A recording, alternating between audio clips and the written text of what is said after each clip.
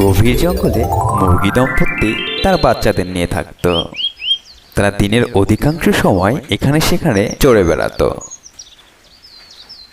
কিন্তু সন্ধে নামলেই তারা বনের বড় একটি আম গাছের নিচে এসে রাত কাটাতো। সে বছর আম গাছটিতে অনেক আম ধরে, ইতিমধ্যে কিছু আম পেকেও যায়। একদিন রাতে তারা গাছের নিচে ঘুমোচ্ছিল।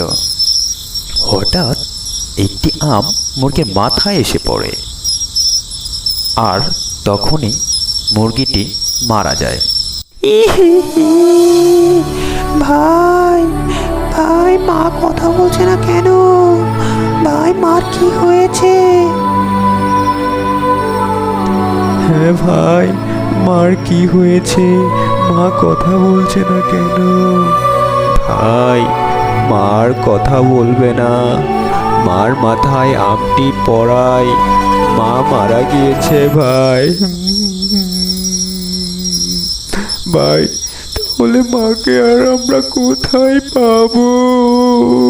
মুরগি মারা যাওয়ায় তার বাচ্চারা অনেক কান্না করতে থাকলো আর ভাবতে থাকলো কিভাবে তাদের মাকে দাফন করা যায়। এজন্য তারা চিন্তা করলো বনের অন্য পশুদের কাছ থেকে সাহায্য নেওয়া যাক। ভাই বল, এখন আমরা মাকে কি করব?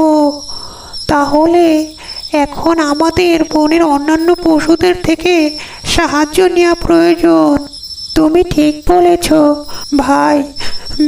যাই আমি দেখি কার কাছ থেকে সাহায্য পাওয়া যায়।